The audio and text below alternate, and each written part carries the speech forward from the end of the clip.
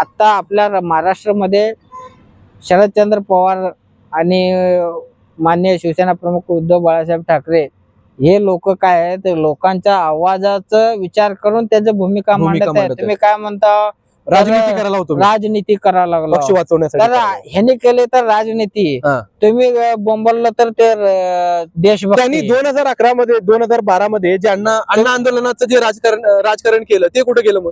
मी काय, या देशामध्ये अजून पण सुज्ञ लोक आहेत, देशावर प्रेम करणारे देशभक्त आहेत. तुम्ही देशामध्ये ज्या रामाच्या नावाने तुम्ही सत्तेत आला, त्या रामाच्या मंदिराच्या निधीमध्ये तुम्ही घोटाळा केलात. 200 कोटी, किती तर कोटीचा घोटाळा असेल, ते फक्त 200 कोटी दिसून आलंय. जे दिसून आलं नाही ते अजून खूप काही असेल, पण ते सर्व झाकण्यासाठी तुम्ही कुठंतरी सोनम वांगचुकवर तुम्ही दडपशाही केला. उलट ह्याचा परिणाम तुम्हाला येत्या काळामध्ये भारतभर दिसणार आहे, प्रत्येक राज्यामध्ये. आणि आता आपल्या महाराष्ट्रामध्ये शरदचंद्र पवार आणि माननीय शिवसेना प्रमुख उद्धव बाळासाहेब ठाकरे हे लोक काय आहेत, लोकांच्या आवाजाचा विचार करून त्याची भूमिका मांडत आहेत. तुम्ही काय म्हणता, राजनीती करायला लागला, पक्ष वाचवण्यासाठी. तर ह्याने केले तर राजनीती, तुम्ही बोंबललं तर ते देशभक्ती. त्यांनी 2011 मध्ये 2012 मध्ये ज्यांना अण्णा आंदोलनाचं जे राजकारण केलं ते कुठे गेलं मग? मी काय म्हणतो, तुम्ही ह्या आता आमचे उद्धव ठाकरे राज्यभर रामरक्षा चळवळ करत आहेत, रामरक्षा म्हणत आहेत. तर काही लोक म्हणते तुम्हाला राम आता सुचलं का? नाही, राम त्यांना नाही, त्यांच्या वडिलांपासून आहे. बरोबर आहे. बाळासाहेब ठाकरे जेव्हा बाबरी मस्जिद पाडलं गेलं, त्याचा स्वीकार करण्यासाठी भारतीय जनता पार्टीचे कोणी समोर येत नव्हते.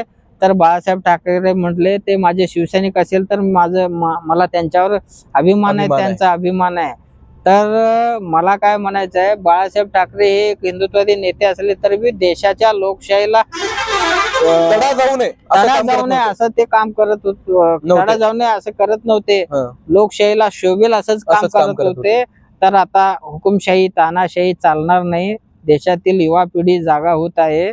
हिंदुत्वाचं भूत उतरायला वेळ लागत नाही. मी हिंदू आहे, यांनी मुसलमान आहे. माझ्या धर्मासाठी मी सक्षम आहे. बरोबर आहे. माझ्या गावामध्ये माझ्या धर्मावर अन्याय होत असेल तर मी सक्षम आहे. विनाकारण कुणाचा द्वेष करणं आपला उद्देश नाही. हिंदू धर्म कोणाचा द्वेष करायला शिकवत नाही. मुस्लिम धर्म सुद्धा कोणाचा द्वेष करायचा शिकवत नाही. धर्म हे वैयक्तिक मॅटर आहे, तुमच्या पुरता. तुम्हाला कोणाचं पूजा अर्चा पद्धत, तुमच्या राणीमान ज्या धर्मानुसार चांगलं वाटतंय त्या धर्मानुसार तुम्ही करा. धर्मनिरपेक्ष आधी आम्ही राष्ट्रभक्त आहे, देशभक्त आहे, आम्ही अंधभक्त नाही.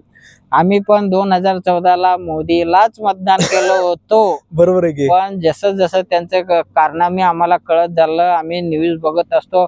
असं नाही एकदम हिप्नोटिझम मध्ये जात नाही आम्ही. बरोबर आहे. जसं क्रिटिकल थिंकिंग पाकिस्तान मध्ये आणि बांगलादेश व अफगाणिस्तान मध्ये अतिरेक्यांना जसं हिप्नोटायझम करून त्यांचं ब्रेन वॉश केलं जातं, तसे ह्या हिंदू तरुणांना ब्रेन वॉश करून डोक्यात भरू नका. त्यांच्या हिंदू तरुणांचं जीवन सक्षम आणि सुदृढ आणि समृद्ध होण्यासाठी प्रयत्न करा. एवढं सांग. माझं मत आहे, जर तुम्ही भारीच प्रधानमंत्री आहे तर तुम्ही सोनम वांगचुकला भेटायचं होतं. बरोबर आहे की, बरोबर आहे का नाही? तुम्हाला आंदोलनामध्ये 12 दिवसामध्येच 13व्या दिवशी तिथं हजर होते, 5 मंत्री हजर होते.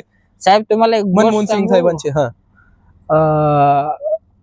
जेव्हा अण्णा हजारेंचं आंदोलन चालू होतं त्यावेळेला सोलापूरमध्ये आंदोलन चालू होतं की पार्कवर. मी तेव्हा 8वीला काय तर असेल, 7वी-8वीला. आपलं तुम्ही हरिबाईला होतो. तुम्ही हरिबाई हायस्कूलला होतो, मी हरिबाई कॉलेजला होतो.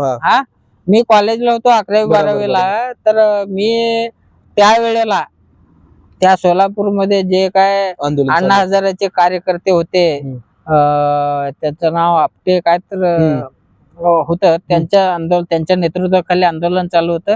त्या आंदोलनामध्ये मी स्टेजवर जाऊन मी भाषण केलो. या सरकारविरुद्ध मी भाषण केलो. तर आम्हाला सक्षम सरकार पाहिजे.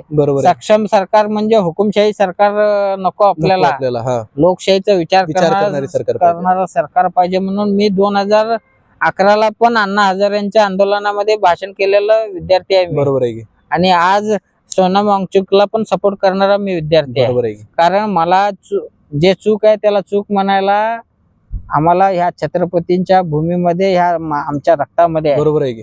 चूक असेल तर चूक म्हणायला म्हणायला. आम्हाला धमक आहे. आमचं वारसा आहे. बरोबर आहे की. इतिहासामध्ये ह्या महाराष्ट्राचा इतिहास आहे. जिथं बी जाऊ दे, आग्र्याला जेव्हा छत्रपती शिवाजी महाराज गेले होते, भाषाच्या दरबारामध्ये जाऊन त्याचे खिल्लात उधळून देण्याचं छत्रपती शिवाजी महाराजांना जो धमक होती, तर आम्ही तर आता स्वतंत्र भारतामध्ये राहतो. स्वतंत्र भारतामध्ये आहे.